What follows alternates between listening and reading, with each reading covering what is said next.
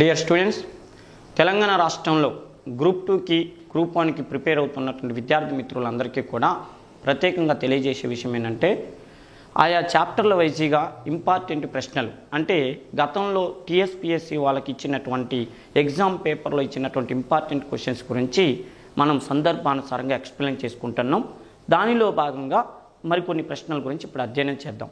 Next విషయం ఏంటంటే అమ్మా, Upendra the best history classes అనే దాన్ని సబ్స్క్రైబ్ చేయండి. నేను ఇస్తున్నటువంటి సమాచారాన్ని మీరు వినియోగించుకోండి. ఎగ్జామ్లో విజేతలు కావాలని కోరుకుంటున్నా. నెక్స్ట్ ఇప్పుడు మనం చూసినట్టయితే నిజాం ఉల్ ముల్క్ అసలు పేరేంది అన్నాడు. అసలు నిజాం ఉల్ ముల్క్ ఎవరు అని అంటే, నిజాం రాజ్యాన్ని 1724లో ఓకేనా, నిజాం రాజ్యాన్ని 1724 సంవత్సరంలో స్థాపించినటువంటి వ్యక్తి పేరు నిజాం ఉల్ ముల్క్. హైదరాబాదుని రాజ్యంగా ప్రకటించి మొఘల్ చక్రవర్తుల మీద యుద్ధం ప్రకటించి ఒక స్వతంత్ర రాజ్యాన్ని స్థాపించుకున్నటువంటి వ్యక్తి నిజాం ఉల్ ముల్క్. ఈయన అసలు పేరు ఏంటని ఇక్కడ అడిగాడు. మీర్ కమ్రుద్దీను, చిన్ కులిచ్ ఖాను, ఫతే జంగు, అసబ్జా అనేటటువంటి ఇక్కడ ఇచ్చాడు. ఈయన అసలు పేరు ఏందని అడుగుతున్నాడు. అసలు పేరు ఏందయ్యా అంటే మీర్ కమ్రుద్దీన్ ఖాన్ సిద్దిక్. మీర్ కమ్రుద్దీన్ ఖాన్ సిద్దిక్ అనేటటువంటిది ఈయన అసలు పేరు. ఓకేనమ్మా. ఈయన 1671 సంవత్సరం ఆగస్టులో ఆగ్రా కోటలో జన్మించాడు. ఆగ్రా కోటలో ఎందుకు జన్మించాడు, ఆయన అక్కడెందుకు పుట్టాడయ్యా అంటే, వీళ్ళ నాన్న మొఘల్ చక్రవర్తి అయినటువంటి షాజహాన్ దగ్గర ఉద్యోగం చేసిండు. ఆ తర్వాత షాజహాన్ కుమారుడైనటువంటి ఔరంగజేబు దగ్గర కూడా ఉద్యోగం చేసిండు. ఎవరు నాన్న? మన మీర్ కమ్రుద్దీన్ ఖాన్ సిద్దిక్ వాళ్ళ నాన్న ఫస్ట్ షాజహాన్ మొఘల్ చక్రవర్తి దగ్గర ఉద్యోగం చేశాడు. ఆ తర్వాత ఔరంగజేబు దగ్గర ఉద్యోగం చేసిండు.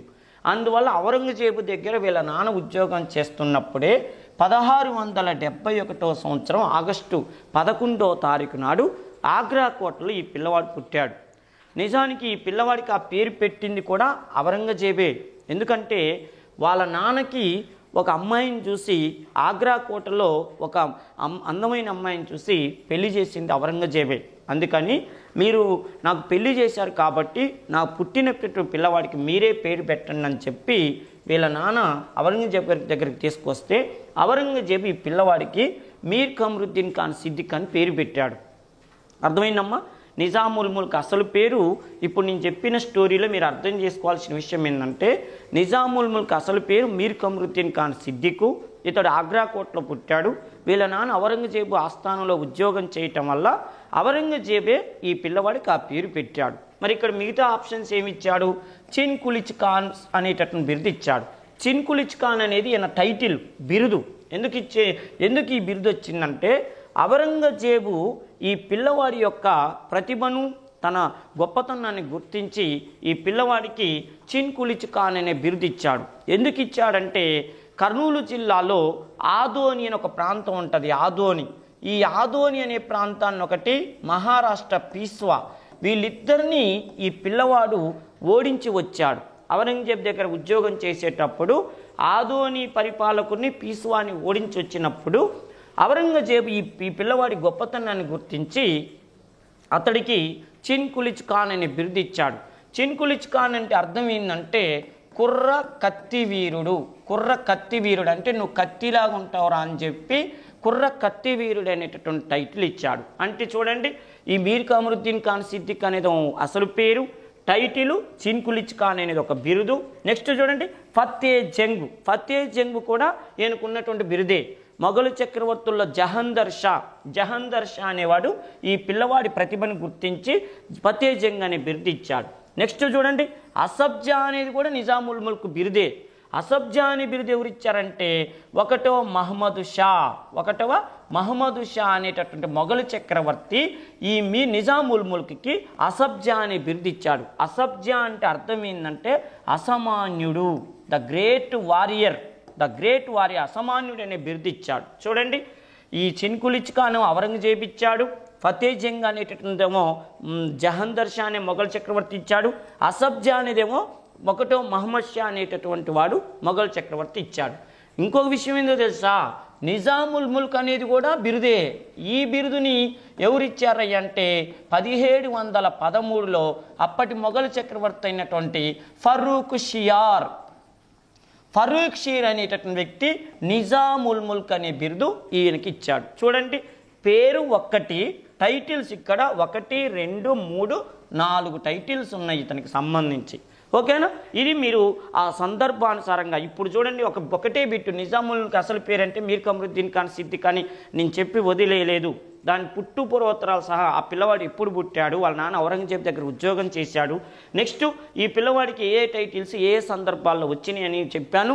ఇంకో విషయం ఏంటంటే ఏ చక్రవర్తులు మొఘల్ చక్రవర్తులు ఇచ్చారన్న విషయాన్ని కూడా చెప్పాను. ఇంకో ముఖ్యమైన విషయం ఏంటంటే రేపు ఎగ్జామ్లో నిజాం అంటే అర్థం ఏంటంటాడు. What is the meaning of Nizam అంటే ఏంటంటే ఒక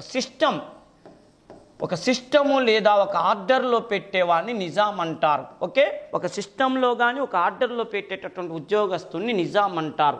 ఈ బిరుదు ఎవరిచ్చారు? ఫరూక్ షీర్ ఇచ్చిండు. ఎందుకు ఇచ్చిందంటే ఫరూక్ షీర్ చాలా అమాయకుడు. వీన్ని సయ్యద్ సోదరులు అనేటటువంటి వాళ్ళు అడ్డుపడి ఈయన్ని చక్రవర్తి కానీయకుండా చేస్తారు. ఆ సమయంలో ఈయన నిజాముల్ ముల్క్ పోయి వాళ్ళిద్దరిని చంపేసి ఫరూక్ షీర్ని చక్రవర్తిని చేసిండు. ఆ సమయంలో ఫరూక్ షీర్ ఇతని గొప్పతనాన్ని గుర్తించి నిజాముల్ ముల్క్ అనే బిరుదు ఇచ్చాడు. అంటే నువ్వు ఒక ఆర్డర్లో పెట్టేవాడివి, ఒక సిస్టంలో పెట్టేవారు, అంటే ఎవరు ఎక్కడ ఉండాలో నువ్వు కరెక్ట్గా చేస్తావు కాబట్టి నీకు నేను ఒక నిజాం అనే బిరుదు ఇస్తానని చెప్పిండు. అంతేకాదు రేపు ఎగ్జామ్లు అడుగుతాడు, ఈ సిస్టమ్ ఆ నిజాం అనేది ఏ భాషా పదం అంటే ఇరాన్ భాషా పదం. ఇరాన్ భాషలో నిజాం అంటే ఆర్డర్లో పెట్టేవాడు, సిస్టంలో పెట్టేవాడు అని గుర్తుపెట్టుకోండి. ఓకేనా?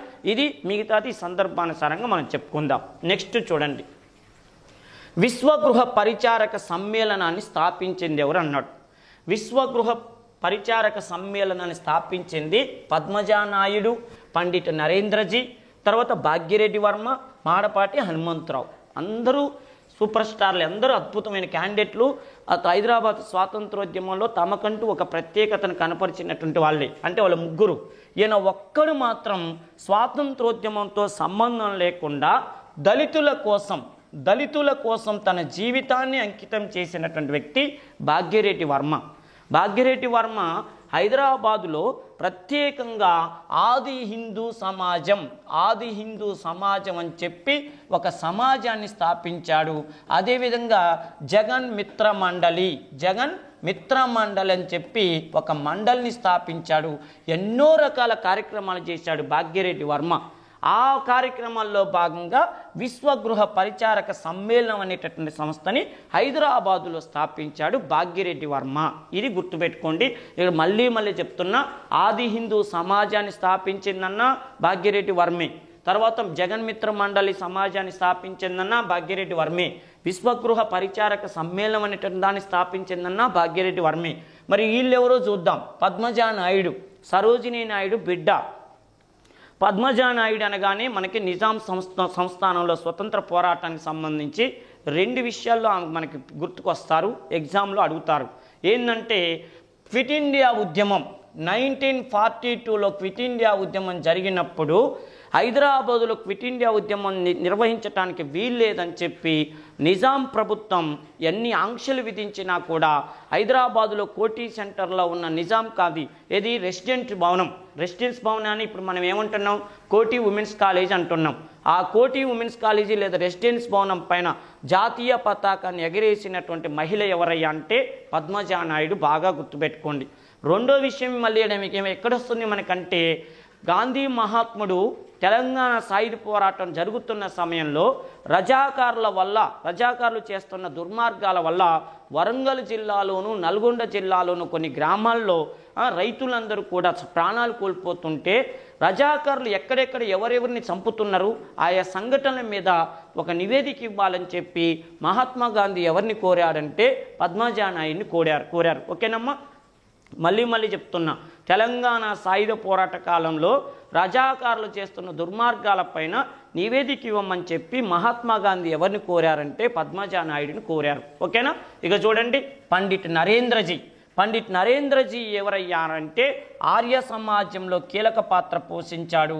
హైదరాబాదులో ఆర్య సమాజాన్ని అభివృద్ధి చేయాలని చెప్పి ఉత్తర భారతదేశం నుంచి హైదరాబాదుకు వచ్చి నిజాం కాలంలో 7వ నిజాం కాలంలో ముఖ్యంగా 1935వ సంవత్సరంలో హైదరాబాదులో ఎన్ని నిబంధనలు పెట్టినా ఎంత గొడవ జరిగినా కూడా హైదరాబాదులో ఉండే ఆర్య సమాజాన్ని ప్రచారం చేసినటువంటి వ్యక్తి పండిట్ నరేంద్రజీ.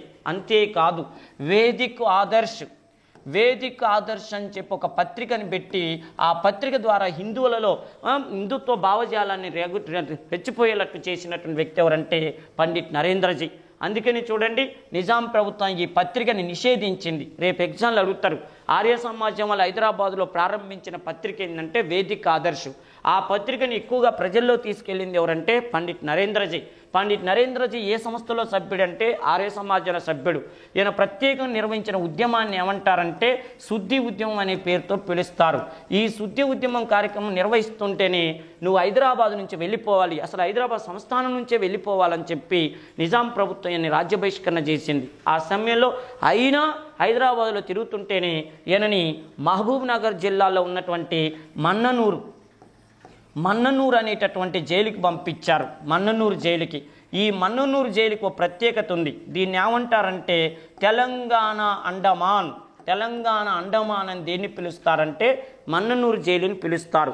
మళ్ళీ చెప్తున్నా, తెలంగాణ సాయుధ పోరాట కాలంలో ముఖ్యంగా నిజాం నవాబులు పరిపాలన చేస్తున్న సమయంలో రాజ్యద్రోహం కింద ఎవరన్నా ఎక్కడికన్నా పంపించాలనుకుంటే ఈ తెలంగాణ అండమాన్ అని పిలువబడినటువంటి మన్ననూరు జైలుకి పంపించేవాళ్ళు. దీన్ని తెలంగాణ అండమాన్ అనే పేరుతో పిలుస్తారు. ఆ అండమాన్తో దీన్ని పోలుస్తారు. ఓకేనా? పండిట్ నరేంద్రని మన్ననూరు జైలుకే పంపించడం జరిగింది. ఇప్పుడు రేపు ఎగ్జామ్లో 2 బిట్లు, ఇట్లా కూడా డైరెక్ట్ బిట్టు. పండిట్ నరేంద్రని ఏ జైలు పంపించారంటారు, ఆ జైలుని ఏ పేరుతో పిలిచారంటారు. ఇక చూడండి, మాడపాటి హనుమంతరావు గారిని ఆంధ్ర పితామహుడు అంటారు. ఆంధ్ర పితామహుడు. నిజం చెప్పాలంటేనా ఆంధ్ర ప్రాంతం వాడు, కానీ హైదరాబాదుకు వచ్చి స్థిరపడి ఉపాధ్యాయుడిగా ఇక్కడే గొప్ప పేరు తెచ్చుకున్నాడు. తెలంగాణలో ఎంతోమంది నాయకులకి ఇన్స్పిరేషన్ ఎవరంటే మన మాడపాటి హనుమంతరావు గారు. ముఖ్యంగా ఆ నిజాం రాష్ట్రాంధ్ర మహాసభలు కానీ, అదేవిధంగా గోల్కొండ పత్రిక, సురవరం ప్రతాప్ రెడ్డి గారు గోల్కొండ పత్రికని స్థాపించడంలో కానీ, అదేవిధంగా కొమర్రాజు లక్ష్మణరావు గారు 1901వ సంవత్సరంలో గ్రంథాల ఉద్యమాలు తీసుకురావడంలో కూడా మాడపాటి హనుమంతరావు గారు కీలక పాత్ర పోషించారు. ఇక్కడ మనకి ఆయా సందర్భాల్లో మాడపాటి హనుమంతరావు గారు గుర్తుకొస్తారు. ఓకేనమ్మా? ఇప్పుడు ఆ బిట్టును ఒక్కటే కాకుండా ఇవన్నీ కూడా మనం అధ్యయనం చేసినాం. ఏ టైపులో క్వశ్చన్ అడిగినా కూడా మనం ఆన్సర్ చేయడానికి సిద్ధంగా ఉండేటట్టుగా మీకు తయారు చేస్తాను. నెక్స్ట్ చూడండి, తెలంగాణ రీజనల్ కమిటీ తొలి అధ్యక్షుడు ఎవరు అన్నాడు. తెలంగాణ రీజనల్ కమిటీ ఏంది? TRC, Telangana regional committee. దీన్నే తెలుగులో తెలంగాణ ప్రాంతీయ మండలి అనే పేరుతో పిలుస్తారు. అసలు ఈ సంస్థ ఎందుకు ఏర్పడింది అనేది ఒకసారి ముందు మనం ఆన్సర్గా కాకుండా దాన్ని పుట్టు పూర్వోత్తరాల సహా అధ్యయనం చేద్దాం. చూడండి, TRC తెలుగులో తెలంగాణ ప్రాంతీయ మండలి అసలు ఇది ఎప్పుడు ఏర్పడింది అని అంటే 1958వ సంవత్సరం ఫిబ్రవరి 1వ తారీఖు నాడు TRC అనే సంస్థ ఏర్పడింది. అసలు ఈ సంస్థ ఏర్పడటానికి కారణం ఏంది, ఏ పరిస్థితుల్లో ఏర్పడింది, ఎవరి మాట కోసం ఏర్పాటు చేశారంటే 1956వ సంవత్సరం ఫిబ్రవరి 20వ తారీఖు నాడు తెలంగాణకు చెందిన 4 వ్యక్తులకి, ఆంధ్రాకు చెందినటువంటి 4 వ్యక్తులకి పెద్ద మనుషుల ఒప్పందం అని ఢిల్లీలో జరిగింది. Gentlemen agreement. ఈ జెంటిల్మెన్ అగ్రిమెంటు జరిగే సమయానికి తెలంగాణ రాష్ట్రం అంటే దాన్ని హైదరాబాద్ స్టేట్ అనేవాళ్ళు. ఈ హైదరాబాద్ స్టేటు 4 కోట్ల లాభాలతో ఉంది, మిగులు నిధులతో ఉంది. ఆంధ్ర స్టేటు -2 కోట్ల డెఫిసిట్లో ఉంది, అంటే నష్టాల్లో ఉంది. ఈ సమయంలో లాభాలతో ఉన్నటువంటి తెలంగాణ ప్రాంతాన్ని నష్టాలతో ఉన్నటువంటి ఆంధ్ర ప్రాంతంతో కలపటానికి ఈ తెలంగాణ నుంచి వెళ్ళినటువంటి పెద్ద మనుషులు ఒప్పుకోవట్లేదు. ఎందుకంటే లాభాలలో ఉన్న మా ప్రాంతాన్ని నష్టాలతో ఉన్న ఆ ప్రాంతంతో కలిపితే మేమెక్కడ నష్టపోతాము అని చెప్పి ఈ తెలంగాణ వాళ్ళు మొండికేశారు. పెద్ద మనుషుల ఒప్పందం మీద సంతకం పెట్టమంటే పెట్టని అంటారు. ఈ సమయంలో అప్పటి కేంద్ర హోంమంత్రి అయినటువంటి గోవింద వల్లభ్ పంత్ మధ్యవర్తిగా ఏం చేసిందంటే మీరు ఏ విధంగా నష్టపోకుండా ఉండటం కోసం 14 ప్రతిపాదనలు అంటే వీటిని తెలంగాణ సేఫ్ గార్డ్స్ అంటారు. వీటిని అచ్చమైన తెలుగు భాషలో తెలంగాణ రక్షణలు అంటారు. ఈ రక్షణను కల్పిస్తా, అప్పుడు మీకు ఏ ప్రాబ్లం రాదు, మీకు ఏ నష్టం జరగకుండా ఒక బాండ్ పేపర్ మీద రాపిస్తే మీకు నష్టం రాకుండా మేము చూసుకుంటామని కేంద్ర నాయకత్వం మాట ఇచ్చింది. ఆ సమయంలో తెలంగాణ వాళ్ళు ఒప్పుకున్నారు. ఒప్పుకున్నప్పుడు ఏమేమి రాయాలో చెప్పండి అబ్బా అంటే, అప్పుడు తెలంగాణకు చెందిన మర్రి చెన్నారెడ్డి గారు చెప్పిన విషయం ఏంటంటే, తెలంగాణలో ఆంధ్ర వాళ్ళు ఎవరైనా భూములు కొనాలంటే, ఎందుకంటే తెలంగాణ వాళ్ళకి అప్పట్లో నిరక్షరాస్యత తక్కువ, వాళ్ళకి అక్షరాస్యత తక్కువ కాబట్టి, నిరక్షరాస్యత ఎక్కువ కాబట్టి, రేపటి రోజున భూముల రేట్లు పెరుగుతాయనే ఆలోచన వాళ్ళకి లేక ఇష్టం వచ్చిన రేటుకు తక్కువ రేటుకు అమ్ముకుంటారు. భవిష్యత్తులో ఆ పొలాలకు రేట్లు పెరిగితే అప్పుడు ఎందుకు అమ్ముకున్నామా అని బాధపడతారు. అందుకని ఎట్టి పరిస్థితుల్లో తెలంగాణ భూముల్ని ఆంధ్ర వాళ్ళు ఎవరైనా కొనాలంటే ఒక సమితి ఉండాలి, లేదా ఒక సంఘం ఉండాలి. ఆ సంఘం పర్మిషన్ తీసుకుంటేనే ఆ భూములు కొనేటట్టుగా మనం ఒక సమితిని స్థాపిద్దామని చెప్తే, అప్పుడు చెన్నారెడ్డి మాట కోసమే కేంద్ర ప్రభుత్వం ఏం చేసిందంటే తెలంగాణ ప్రాంతీయ మండలి అని చెప్పి ఒక మండలిని స్థాపించింది. దీన్నే ఇంగ్లీష్లో తెలంగాణ రీజనల్ కౌన్సిల్ అంటారు. ఈ రీజనల్ కౌన్సిల్ లక్ష్యం ఏంది, మెయిన్ గోల్ ఏంటంటే, మిమ్మల్ని డైరెక్ట్గా ఎగ్జామ్లో రేపు తెలంగాణ రీజనల్ కౌన్సిల్ ఏర్పడింది ఎప్పుడంటేనో 1958 ఫిబ్రవరి 1. ఈ రీజనల్ కౌన్సిల్ యొక్క లక్ష్యం ఏంటంటే తెలంగాణలో భూముల పరిరక్షణ అనేటటువంటిది ఇది చూసుకోవాలి. మీరు రేపు ఏబిసిడీల్లో ఎన్నున్న తెలంగాణ రీజనల్ కౌన్సిల్ లక్ష్యం ఏంటంటే అమ్మ, ఈ పదం కరెక్ట్గా పెట్టాలి. భూముల పరిరక్షణ. ఇక 100 ఉండనియండి, వాళ్ళు శానిటేషన్ పరిరక్షణ, తెలంగాణ నిధులు కరెక్ట్గా అమలు చేస్తున్నది, ఖర్చు పెడతారా, తెలంగాణలో సాగునీటికి ఆ ప్రాజెక్టులకి దృష్టి పెడతారా, ఇవన్నీ సెకండరీ. ఫస్ట్ వన్ మాత్రం భూముల పరిరక్షణ మీద దృష్టి పెట్టడం కోసమే ఈ తెలంగాణ ప్రాంతీయ మండలిని పెట్టారు. ఇక్కడ ఎగ్జామ్ పాయింట్ ఆఫ్లో గుర్తుపెట్టుకోండి, రాజ్యాంగంలో మాత్రం టీఆర్సీ అని ఉండదు. ఎందుకంటే అప్పుడు తెలంగాణ 1956లో ఆంధ్రప్రదేశ్లో తెలంగాణ ఉంది, కానీ తెలంగాణ సపరేట్ స్టేట్ లేదు కదా. ఆంధ్రప్రదేశ్ అనేది 1956లో ఏర్పడింది. కానీ 1958లో ఈ తెలంగాణ ప్రాంతీయ సంఘం ఏర్పడేటప్పుడు తెలంగాణ అనే స్టేట్ లేదు కాబట్టి దానికి రాజ్యాంగంలో ఏమని పెట్టారంటే ఏపీఆర్సీ అని పెట్టారు. ఆంధ్రప్రదేశ్ రీజనల్ కౌన్సిల్ అని పెట్టి దానికి రాజ్యాంగంలో పొందుపరిచారు. దీనికోసమే సపరేట్గా 371 ఆర్టికల్ 371 అనే ఆర్టికల్ని పెట్టడం జరిగింది. ఇది మనం సందర్భం వచ్చిన చెప్పుకుందాం. ఇప్పుడు చూడండి, తెలంగాణ రీజనల్ కమిటీకి తొలి అధ్యక్షుడు ఎవరని అడుగుతాడు అంటే అచ్యుతరెడ్డి అనేటటువంటి వ్యక్తి 1958లో తెలంగాణ ప్రాంతీయ సంఘానికి మొట్టమొదటి అధ్యక్షుడిగా ఎంపికయ్యాడు. ఈ అచ్యుతరెడ్డి గతంలో మనకి ఎక్కడ వినిపించిందంటే ఉస్మానియా యూనివర్సిటీలో 1938 నవంబరు 29వ తారీఖు నాడు వందే మాతర ఉద్యమం వచ్చింది. నిజాం నవాబు పరిపాలనకు వ్యతిరేకంగా 1938 నవంబర్ 29వ తారీఖు నాడు ఉస్మానియా యూనివర్సిటీలో వందే మాతర ఉద్యమం వచ్చింది. ఆ ఉద్యమం ఎవరి నాయకత్వంలో జరిగిందంటే అచ్యుతరెడ్డి నాయకత్వంలో జరిగింది. ఆ ఉద్యమం జరిగినప్పటి నుంచే అచ్యుతరెడ్డి హీరో అయ్యాడు. తర్వాత కాంగ్రెస్ పార్టీలో చేరిండు.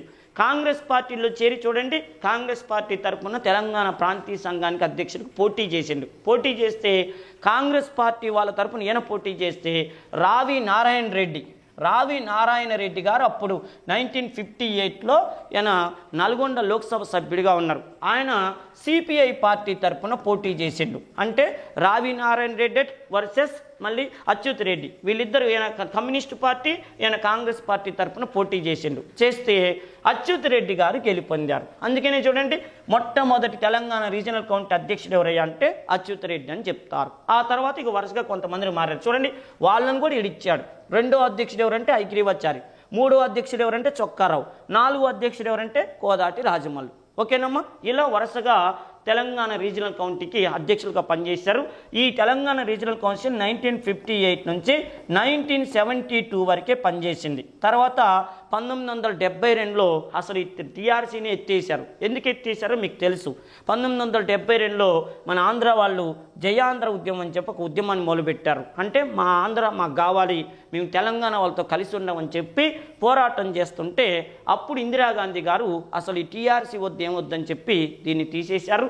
మిగతా అది ఏదైనా ఉన్నప్పుడు మనం తర్వాత చర్చిద్దాం. ఓకేనా. నెక్స్ట్ 1997 ఆగస్టు 11న సూర్యాపేటలో జరిగిన తెలంగాణ మహాసభ సదస్సుకి ఏం పేరు పెట్టారు అన్నారు. అంటే దగాపడ్డ తెలంగాణ, దోకా తిన్న తెలంగాణ, బంగారు తెలంగాణ, తిరగబడ్డ తెలంగాణ. ఆప్షన్స్ అన్నీ బాగున్నాయి. ఓకేనా? చూడండి, 1997 ఆగస్టు 11వ తారీఖు నాడు సూర్యాపేటలో ఒక ముఖ్యమైన విషయం ఏంటంటే 1995 సెప్టెంబర్ 1వ తారీఖు నాడు నారా చంద్రబాబు నాయుడు గారు ఉమ్మడి ఆంధ్రప్రదేశ్కు ముఖ్యమంత్రి అయ్యారు. ఈయన 1995 నుంచి 2004 సంవత్సరం మే నెల 12వ తారీఖు వరకు రాష్ట్ర ముఖ్యమంత్రిగా వ్యవహరించారు. ఉమ్మడి ఆంధ్రప్రదేశ్కి ముఖ్యమంత్రిగా వ్యవహరించారు. ఈయన ముఖ్యమంత్రిగా ఉన్నప్పుడు ఏం జరిగింది? 2 సార్లు ఎలక్షన్లు అయినాయి. ఫస్ట్ 95లో ముఖ్యమంత్రి అయ్యారు. 1999 ఎలక్షన్లో మళ్ళీ గెలిచి రెండోసారి ముఖ్యమంత్రి అయ్యారు. ఈ నారా చంద్రబాబు నాయుడు గారు ముఖ్యమంత్రిగా ఉన్న సమయంలో ప్రత్యేకంగా హైదరాబాదుని ఏం చేసిందంటే ప్రపంచ బ్యాంకుతో ఒప్పందం చేసుకొని హైదరాబాదుతో పాటు ఆంధ్రప్రదేశ్ని ప్రత్యేకంగా ఏం చేస్తున్నాడంటే స్వర్ణాంధ్రప్రదేశ్ చేస్తానని చెప్పి ప్రచారం మొదలుపెట్టింది. ఆంధ్రప్రదేశ్ని బంగారు ఆంధ్రప్రదేశ్ చేస్తానని చెప్పి ప్రపంచ బ్యాంకు నుంచి 2400 కోట్ల రూపాయలని డబ్బులు తీసుకొచ్చి హైటెక్ సిటీ కట్టించారు, ఫ్లైఓవర్లు కట్టించారు, రింగ్ రోడ్లు కట్టించారు, ఎల్బీ నగర్ చౌరస్తాలు బాగు చేశారు, అన్నీ చేశారు. కాకపోతే తెలంగాణ ప్రాంతంలో, కోస్తా ప్రాంతంలో, రాయలసీమ ప్రాంతంలో రైతులకు ఏం కావాలో అవేమీ చేయకుండా కొంతమంది పెట్టుబడిదారులకు మాత్రమే ఉపయోగపడేటటువంటి పనులు నారా చంద్రబాబు నాయుడు గారు చేశారని చెప్పి కొంతమంది ఆయన్ని విమర్శించటం ప్రారంభించారు. అది ఎప్పటి నుంచి విమర్శించటం ప్రారంభించారంటే 1997 నుంచి విమర్శించటం ప్రారంభించారు. 1997 నుంచే చంద్రబాబు నాయుడు గారిని విమర్శించటం ఎందుకు ప్రారంభించారంటే చంద్రబాబు నాయుడు ఆంధ్రప్రదేశ్కు చేస్తున్న ద్రోహాల గురించి ప్రజలకు ఎక్స్ప్లెయిన్ చేయటం కోసం ఇంద్రారెడ్డి, ఇప్పుడు సబితా ఇంద్రారెడ్డి పేరు వినే ఉంటారు. ఆ ఇంద్రారెడ్డి అనేటటువంటి వ్యక్తి 1997లో ఒక పార్టీ పెట్టిండు. ఆ పార్టీ పేరే జై తెలంగాణ అనే పార్టీ పెట్టి చంద్రబాబు ప్రపంచ బ్యాంకుతో చేతులు కలిపి ఆంధ్రప్రదేశ్ మొత్తాన్ని నష్టపరుస్తుండు, ముఖ్యంగా తెలంగాణ ప్రాంతాన్ని నష్టపరుస్తుందని చెప్పి ప్రజలందరికీ ఎక్స్ప్లెయిన్ చేయటం ప్రారంభించిండు. ఈయనకి తోడు, ఈ ఇంద్రారెడ్డికి తోడు కొత్తపల్లి జయశంకర్ సారు, తెలంగాణ సిద్ధాంతకర్త అయిన జయశంకర్ సారు, అదేవిధంగా అప్పుడు హైకోర్టు ప్రధాన న్యాయమూర్తిగా రిటైర్ అయినటువంటి కొండా మాధవరెడ్డి, వీళ్ళిద్దరూ కూడా ఈయనకి సిద్ధాంతకర్తగా వ్యవహరించారు. వీళ్ళందరూ తెలంగాణలో ఉన్నటువంటి 10 జిల్లాలు తిరగటమే కాకుండా కోస్తా రాయలసీమ కూడా వచ్చి తెలంగాణకి, ఆంధ్రప్రదేశ్కి జరుగుతున్న అన్యాయాలని ఎక్స్ప్లెయిన్ చేయటం ప్రారంభించారు. ముఖ్యంగా చంద్రబాబు స్వర్ణాంధ్రప్రదేశ్ అంటుండే కానీ అనంతపురం జిల్లా వెనుకబడిన జిల్లా అయింది. అదేవిధంగా మహబూబ్ నగర్ జిల్లా వెనుకబడిన జిల్లా అయింది. అందుకని రాష్ట్రం పరిస్థితి దయనీయంగా ఉందని చెప్పి ప్రజలని చైతన్యవంతం చేయటం కోసం కొన్ని చోట్ల బహిరంగ సభలు పెట్టడం ప్రారంభించారు. అంటే జై తెలంగాణ పార్టీ వాళ్ళు సొంతంగా బహిరంగ సభలు పెట్టుకుంటుంటే తెలంగాణలో ఉన్నటువంటి మేధావులు, విద్యావంతులు, నక్సలైట్ల సానుభూతి పరులు కూడా ఈ మీటింగులు పెట్టడం ప్రారంభించారు. అలాంటి మీటింగ్లోనే ఇది ఒక మీటింగు. ఏది? సూర్యాపేటలో జరిగినటువంటి మీటింగ్కి ఏమని పేరు పెట్టారంటే దోకా తిన్న తెలంగాణ. అది కూడా దగాపడ్డ కానీ ఉర్దూలో దోకా తిన్న తెలంగాణ అనే పేరుతో సూర్యాపేటలో చెరుకు సుధాకర్, నక్సలైట్ నాయకుడైనటువంటి చెరుకు సుధాకరు, అదేవిధంగా మన రచయిత అయినటువంటి వి ప్రకాష్ సార్ నాయకత్వంలో ఈ 1990లో పెట్టుకున్న మీటింగ్కి దోకా తిన్న తెలంగాణ అని సూర్యాపేట మీటింగ్ పేరు పెట్టారు. ఇక చూడండి, దగాపడ్డ తెలంగాణ అనేటటువంటి ఎక్కడ పెట్టారంటే భువనగిరిలో పెట్టారు. ఈ భువనగిరి సభకి బెల్లి లలిత అని నక్సలైట్ నాయకురాలు దీనికి అధ్యక్షత వహించారు. ఆమె నాయకత్వంలో, ఆమె అధ్యక్షత వహించలేదు కానీ ఆమె పాటలు పాడి జనాల్ని బాగా ఎంకరేజ్ చేసింది ఈ దగాపడ్డ తెలంగాణ. చూడండి, భువనగిరి సభకు దగాపడ్డ తెలంగాణ, సూర్యాపేట సభకు దోకా తిన్న తెలంగాణ అని పేరు పెట్టారు. ఓకేనమ్మా. నెక్స్ట్ విషయం ఏంటంటే తెలంగాణ తల్లి ఒక చేతిలో బతుకమ్మను, మరో చేతిలో ఏముంటుంది అన్నాడు.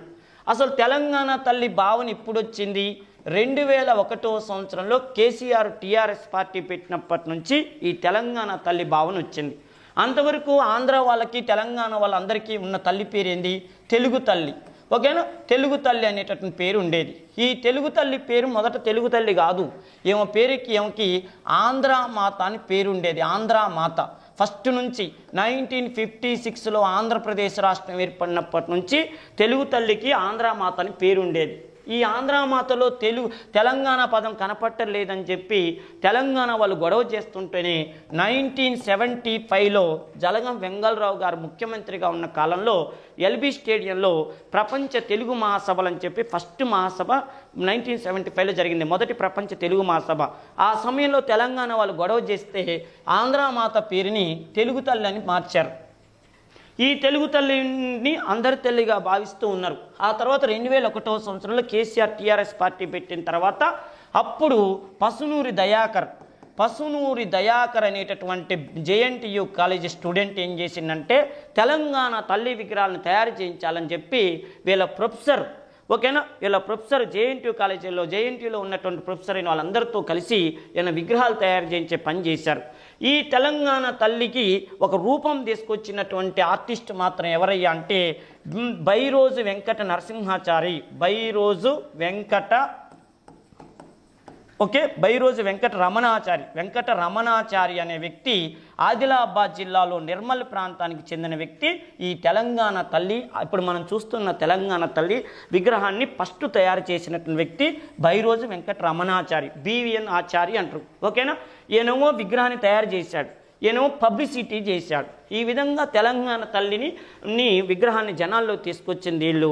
ఈ తెలంగాణ తల్లికి చూడండి, ఒక చేతిలో బతుకమ్మ ఉంటుంది, రెండో చేతిలో మొక్కజొన్న కంకి ఉంటుంది. అంటే తెలంగాణ తల్లి బతుకమ్మ ఎందుకంటే తెలంగాణ పండుగ బతుకమ్మ పండుగ. అదేవిధంగా తెలంగాణలో ప్రజలు ఎక్కువగా పండించేటటువంటి పంట ఏంటంటే మొక్కజొన్న పంటను పండిస్తారు కాబట్టి ఆ రెండు వాళ్ళ జీవితాల్లో ఒక భాగాలైనవి అని చెప్పి, అంటే తెలంగాణలో బతుకమ్మ పండుగ ఫేమస్ కాబట్టి ఆ పండుగని, అదేవిధంగా వాళ్ళ ప్రధానమైనటువంటి పంట అయినటువంటి మొక్కజొన్నని ప్రధానంగా చూపిస్తూ ఈ విగ్రహాన్ని తయారు చేయటం జరిగింది. నెక్స్ట్, సాధారణంగా మల్లిద ముద్దలు అనేటటువంటి పిండి వంటకాన్ని తెలంగాణలో ఏ పండగ రోజున తయారు చేస్తారన్నారు. తెలంగాణలో ఏ పండుగ రోజు చేస్తారంటే బతుకమ్మ, దసరా, శివరాత్రి, బోనాలు. ఓకేనమ్మా, ఇక చూడండి ఆన్సర్ ఏంది, బతుకమ్మ పండుగ రోజున మల్లిద ముద్దలు అని చెప్పి ప్రసాదం తయారు చేస్తారు. ఒక ముఖ్యమైన విషయం ఏంటంటే తెలంగాణ ప్రాంతానికి మాత్రమే సంబంధించిన పండగ ఏంటంటే బతుకమ్మ పండగ. ప్రపంచంలో ఏ దేశంలో కూడా ఈ పండగ చేయరు, ఒక తెలంగాణ ప్రాంతానికి మాత్రమే పరిమితమైన పండగ ఇది. నెక్స్ట్, ఆడవాళ్ళు చేసుకునే పండగ ఇది. నెక్స్ట్, 9 రోజుల పాటు ఈ పండుగను చేస్తారు. ఈ 9 రోజుల పాటు బతుకమ్మ పండుగని ఒక్కొక్క రోజు ఒక్కొక్క పిండి వంటకాన్ని పెట్టి అమ్మవారికి పూజ చేస్తారు. బతుకమ్మ పండుగ అనేది ఏదో టీఆర్ఎస్ పార్టీ కేసీఆర్, కల్వకుంట్ల కవిత వాళ్ళు రంగంలో తీసుకొచ్చిన పండుగ కాదు. ఇది తెలంగాణ సాయుధ పోరాట కాలంలో, ముఖ్యంగా చెప్పాలంటే కాకతీయులు అనే చక్రవర్తులు ఉన్నారే, ఈ కాకతీయులు అనేటటువంటి చక్రవర్తులు తెలంగాణ ప్రాంతాన్ని పరిపాలన చేస్తున్న సమయంలో ఈ ఏరియాలో యాదవులు అనేటటువంటి రాజులు పరిపాలన చేసేవాళ్ళు. యాదవులు, మహారాష్ట్ర ప్రాంతాన్ని యాదవులు అనేవాళ్ళు పరిపాలన చేసేవాళ్ళు. వాళ్ళు ఏం చేసేవాళ్ళంటే గోదావరి నీళ్లు రావాలన్నా మహారాష్ట్ర నుంచే వస్తాయి. అవునా, గోదావరి పుట్టేది మహారాష్ట్ర కాబట్టి మహారాష్ట్ర నుంచే తెలంగాణకి రావాలి. కృష్ణా నీళ్లు రావాలన్నా తెలంగాణకి మహారాష్ట్ర నుంచి రావాలి. ఎందుకు, కృష్ణా నది పుట్టేది మహారాష్ట్రలోని. అందుకని ఈ రెండు నదులని తెలంగాణకు రానివ్వకుండా వాళ్ళు చెక్ డ్యాములు కట్టి వాళ్ళ ఏరియాలో నీళ్లు నిలుపుకొని ఇక్కడే పంటలు పండించుకునేవాళ్ళు. దీనివల్ల తెలంగాణ ప్రాంతం వాళ్ళకి సజ్జలు కానీ, తర్వాత రాగులు కానీ, జొన్నలు కానీ, ఇందాకే మనం చెప్పుకున్న జొన్నలు వాళ్ళ ప్రధానమైన పంటని. ఈ సజ్జలు, రాగులు, జొన్నలు పండించుకోవటానికి కూడా కావలసినటువంటి మినిమం వాటర్ కూడా ఈ యాదవులు అనేవాళ్ళు పంపించేవాళ్ళు కాదు. ఆ సమయంలో ఈ యాదవ రాజుల మనసు మార్చి, అమ్మ గంగమ్మ తల్లి నీకు ఇష్టమైనటువంటి పండగను మేము బతుకమ్మని చేస్తున్నాం, అందుకని ఆ గంగమ్మ తల్లితో పాటు పార్వతీ తల్లి గౌరీమాత కూడా ఉంటుంది కాబట్టి గౌరీమాతని ఇద్దరిని పూజ చేస్తున్నాం అని చెప్పి పసుపు కుంకాలతో పువ్వులను పేర్చి పసుపు కుంకాలను పెట్టి ఆ కాలువల దగ్గర, కుంటల దగ్గర, బావుల దగ్గర వాళ్ళు బతుకమ్మలు ఆడుకుంటూ ఈ మహారాష్ట్ర చక్రవర్తుల మనసైనా మార్చి కృష్ణా గోదావరి నీళ్ళు మాకు వచ్చేటట్టు చెయ్యమ్మా అని చెప్పటం కోసం బతుకమ్మ అనే పండగని కాకతీయుల కాలం నుంచే ఆచరించటం అనేది ఒక ఆచారంగా వస్తుంది. అంటే కాకతీయుల కాలంలో ఈ పండగ ఫేమస్ అయింది. నెక్స్ట్ విషయం ఏంటంటే మనకి తెలంగాణ సాయుధ పోరాట కాలంలో 1946 జూలై 4వ తారీఖు నుంచి 1951 అక్టోబర్ 21వ తారీఖు వరకు జరిగిన తెలంగాణ సాయుధ పోరాటం టైంలో కూడా దొరల నుంచి, రజాకార్ల నుంచి, దుర్మార్గాల నుంచి ప్రజలందరినీ కూడా సమైక్యం చేసి ఒక కులము, ఒక మతం అని తేడా లేకుండా అందరినీ గ్రామీణ ప్రాంతాల్లో కలిపిన పండగ ఏంటంటే బతుకమ్మ పండగ అని చెప్తారు. ఈ పండగల్లో మల్లిద ముద్దలు అనేటటువంటి పిండి వంటకాన్ని ఉపయోగిస్తారు. ఓకేనమ్మా. నెక్స్ట్, తెలంగాణలో మహమ్మదీయ పరిపాలనకు నిరంకుశత్వాన్ని ఎదిరించినటువంటి ప్రఖ్యాత తెలంగాణ విప్లవ వీరుడు ఎవరు అన్నారు.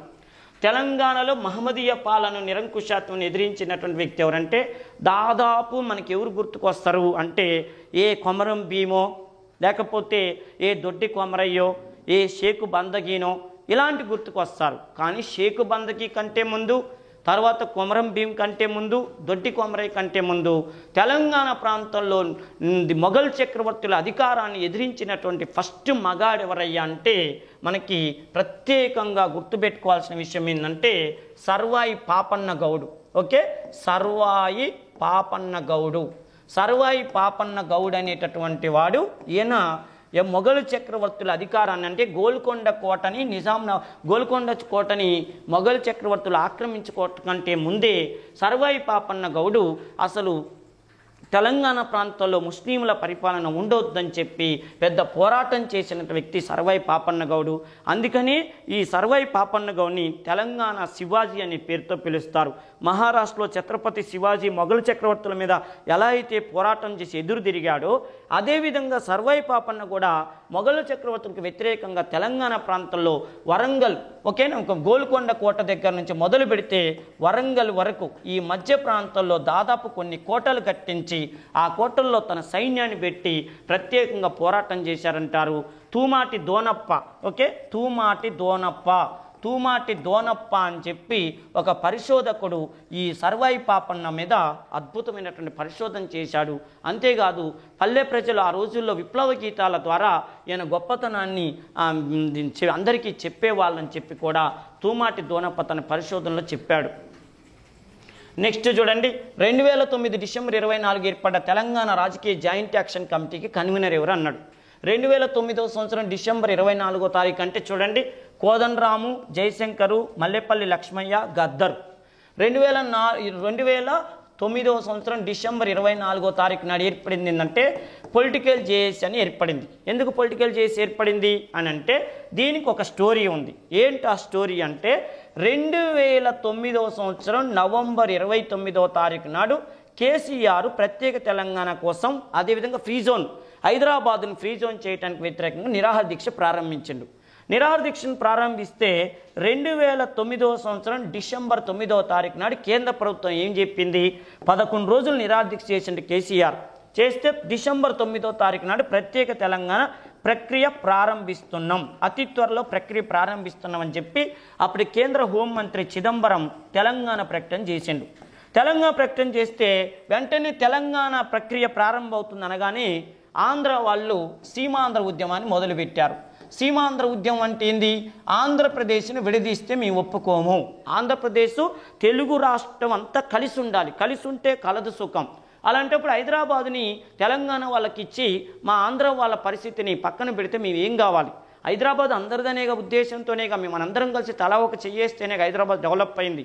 అలాంటప్పుడు తెలుగు భాష రాష్ట్రాలన్నీ ఒకటే రాష్ట్రంగా ఉంటే మన తెలుగు జాతి అద్భుతంగా డెవలప్ అయ్యి రేపటి రోజున భారతదేశంలో ప్రసిద్ధి చెందిన రాష్ట్రంగా ఆంధ్రప్రదేశ్ ఏర్పడుతుంది. ఇలా కులం అని, మతం అని, ప్రాంతం అని మనం విడిపోతే ఎట్లని చెప్పి సీమాంధ్ర వాళ్ళు సీమాంధ్ర ఉద్యమాన్ని మొదలుపెట్టారు. దాన్ని సమైక్యాంధ్ర ఉద్యమం అంటారు. వీళ్ళు 2009వ సంవత్సరం డిసెంబర్ 10వ తారీఖు నుంచి డిసెంబర్ 23వ తారీఖు వరకు అద్భుతంగా ఈ ఉద్యమాన్ని నిర్వహించారు. తెలంగాణ ఉద్యమం ఎంత అద్భుతంగా నడిచిందో సీమాంధ్ర ఉద్యమం లేదా సమైక్యాంధ్ర ఉద్యమం కూడా 2009 డిసెంబర్ 10 నుంచి 2009 డిసెంబర్ 23 వరకు 13 రోజుల పాటు నడిచింది.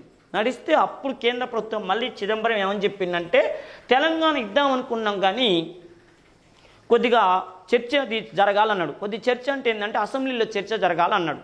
అప్పుడు అసెంబ్లీలో చర్చ అనగానే ఇక తెలంగాణ వాళ్ళకి అర్థమైంది ఎట్టి పరిస్థితుల్లో తెలంగాణ రాదు, వస్తుందనుకున్న తెలంగాణ రానీయకుండా చేసింది ఈ ఉద్యమం అని చెప్పి ఎట్టి పరిస్థితుల్లో మన తెలంగాణ మనం తెచ్చుకుందామని చెప్పి చూడండి డిసెంబర్ 23 నాడు మళ్ళీ చిదంబరం యూటర్న్ తీసుకోగానే వెంటనే పొలిటికల్ జేఏసీ అని చెప్పి తెలంగాణలో 6 పార్టీలు కలిసి ఒక జేఏసీని ఏర్పాటు చేశారు. దీన్ని 6 పార్టీలు కలిసి ఏర్పాటు చేసినాయి కాబట్టి దీన్ని political JAC, joint action committee అంటారు. దీనికి ఫస్ట్ అధ్యక్షుడిగా జయశంకర్ సార్ని ఉండమని చెప్పారు. అప్పుడు జయశంకర్ సార్ ఏమన్నారంటే, నాకు వయసు మీద పడింది, నేను ఇట్లా ఈ ఉద్యమాల్లో తిరగలేనని చెప్పి ఆయన చేసిన సూచనల ప్రకారంగానే, అంటే ఆయన ఎవరి పేరైతే సూచించాడో ఆయనే దీనికి అధ్యక్షుడిగా పెట్టారు. ఆయనే ప్రొఫెసర్ కోదండరాం. ఉస్మాన్ యూనివర్సిటీలో ప్రొఫెసర్ అయినటువంటి కోదండరాం సార్ది ఆయన అసలు పేరు కోదండ రామిరెడ్డి. మంచిర్యాలకు చెందిన వ్యక్తి. 1969 తెలంగాణ ఉద్యమం నుంచి ఆ పోరాటం చేస్తున్నాడు. అందుకని ఆయన అయితే దీని మీద సబ్జెక్టు బాగుంటుందని చెప్పి ఇప్పుడు తెలంగాణ ఎందుకు రావాలంటే ఎందుకు రావాలో చెప్పాలిగా. ఉట్టిగానే రావాలంటే ఒక నిద్రమొక్కడు ఎందుకు రావాలో చెప్పరాదని అంటారు. అందుకని ఆ తెలంగాణ ఎందుకు రావాలంటే దాన్ని ఎక్స్ప్లెయిన్ చేసేటటువంటి ఒకళ్ళు ఉండాలి. తెలంగాణ ఏ కోణంలో నష్టం జరిగింది, ఆంధ్రప్రదేశ్లో తెలంగాణకు ఎన్ని విషయాల్లో అన్యాయం జరిగింది, నిధుల విషయంలో, నీళ్ళ విషయంలో, నియామకాల విషయంలో అన్యాయం జరిగిందని కరెక్ట్గా అద్భుతంగా చెప్పగలిగే సత్తా ఉన్నోడైతేనే ఈ జాయింట్ యాక్షన్ కమిటీకి అధ్యక్షుడిగా పనికొస్తాడని చెప్పి అందరు భావిస్తే ఫస్ట్ జయశంకర్ సార్ని ఉండమంటే ఆయన ఉండలేదు కాబట్టి ఈ కోదండరాం సార్ని పెట్టారు. అందుకని చూడండి 2009వ సంవత్సరం డిసెంబర్ 24వ తారీఖు నాడు మన జూబ్లీహిల్స్లో కళింగ భవన్లో మీటింగ్ జరిగింది. దీనికి అధ్యక్షుడిగా ఎన్ని పెట్టారు, అదే మల్లేపల్లి లక్ష్మిని కన్వీనర్గా పెట్టారు. మల్లేపల్లి లక్ష్మయ్య కన్వీనర్. ఇదిగో మల్లేపల్లి లక్ష్మయ్య ఎవరు అంటే ఈయనది జనగామకు చెందిన మల్లేపల్లి లక్ష్మయ్య దళిత ఉద్యమ నాయకుడు. అదేవిధంగా తెలంగాణ ఉద్యమాన్ని జనంలో తీసుకెళ్లిన వ్యక్తి. ఎన్నో రకాలుగా హెల్ప్ చేస్తుందని చెప్పి ఈయనని కన్వీనర్గా పెట్టడం జరిగింది. ఇది పొలిటికల్ జేఏసీకి సంబంధించిన విషయం. మిగతాయి మళ్ళీ సందర్భం వచ్చినప్పుడు మనం చదువుకుందాం, అధ్యయనం చేసుకుందాం. ఉపేంద్ర ద బెస్ట్ హిస్టరీ క్లాసెస్ని సబ్స్క్రైబ్ చేసుకోండి. ఇలాంటి బిట్లు ఎన్నో మీరు వినటానికి అవకాశం ఉంటుంది. ఓకేనమ్మా.